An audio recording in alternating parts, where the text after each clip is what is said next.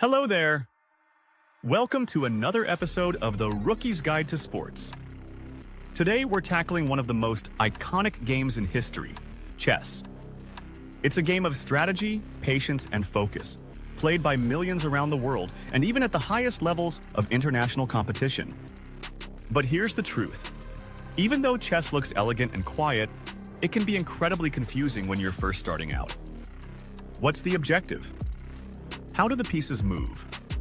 Stick around, because in this video you will understand chess even if you never touched a board before. So, what's chess about?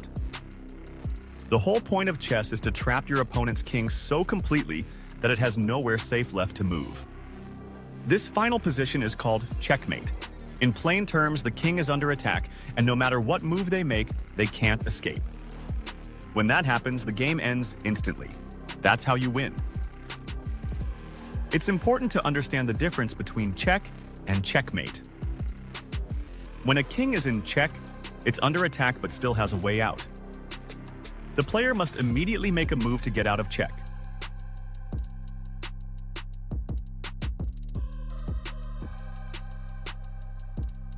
Checkmate means there's no way out. The king can't avoid his capture and the game is over. This being said, you can also win in other ways. If your opponent runs out of time on their clock, something common in tournaments and online games, you win. Or if your opponent realizes they're doomed and resigns, you also take the match. You don't have to capture all their pieces. The only piece that truly matters is the king. And yes, there's a long-standing debate about whether chess counts as a sport. It doesn't have running or jumping, but it's recognized as a sport by the International Olympic Committee. There is an international rating system, FIDE, and titles like Grandmaster and International Master, both for men and women.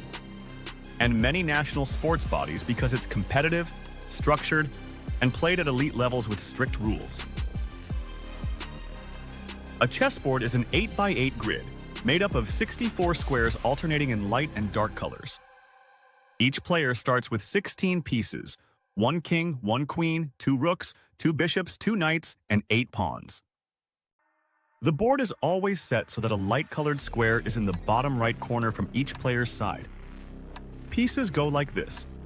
Rooks go in the corners, knights next to them, and then bishops. The queen always goes on her own color. The king takes the last remaining center spot. And the second row? That's where your pawns line up. How do the pieces move? First, the pawn. Pawns move forward 1 square at a time, but they capture diagonally. On their first move, they can move 2 squares if they want, but they can't move backward. Next, the rook. Rooks move in straight lines, vertically or horizontally, for any number of squares. The bishop moves diagonally, also for any number of squares, but stays on the same color it starts on. You'll always have 1 bishop on light and 1 on dark. The knight moves in an L shape, 2 squares in one direction, then 1 square to the side, or the other way around.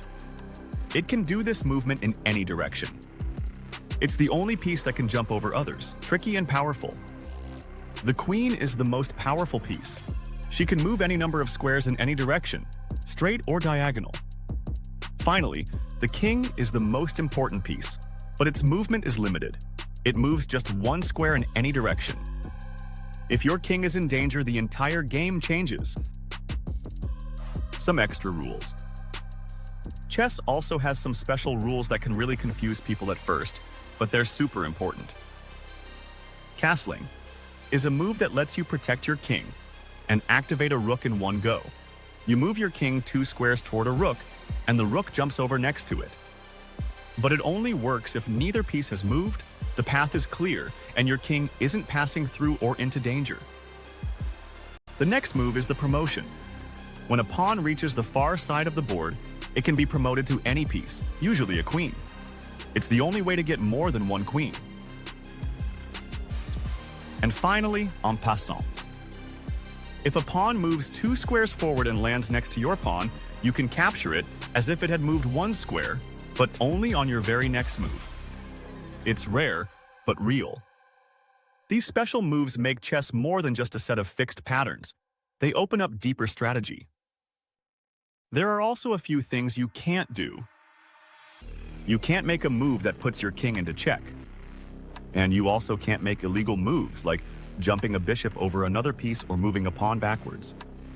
In casual games, people might let you take it back. But in tournaments, it could cost you the match. You can't skip turns. You must make a move, even if it's bad. And if the exact same position occurs 3 times in a game, with the same player to move in the same possible moves, a draw can be claimed. That's called threefold repetition, and it keeps games from getting stuck in loops.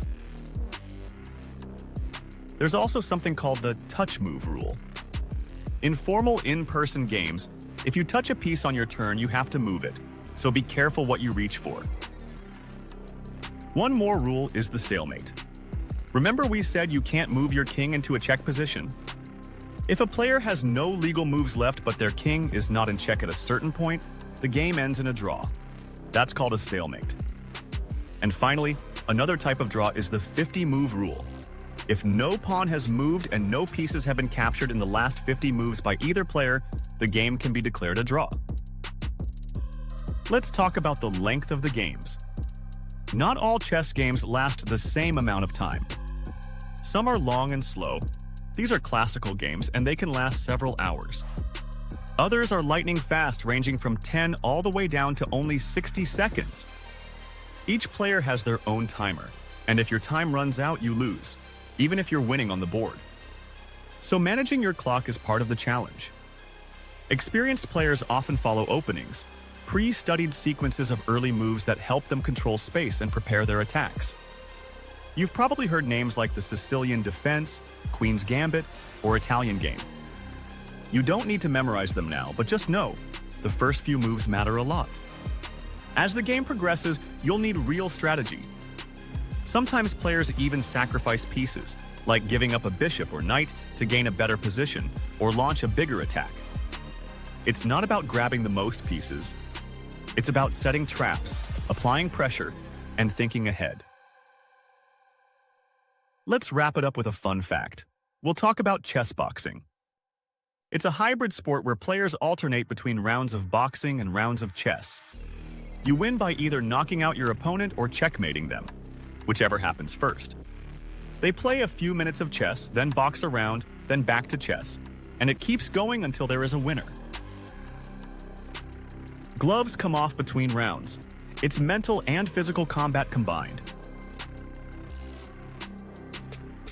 And that's how chess works, from piece movement to winning, to time, strategy, and even boxing. And now you've got the foundation.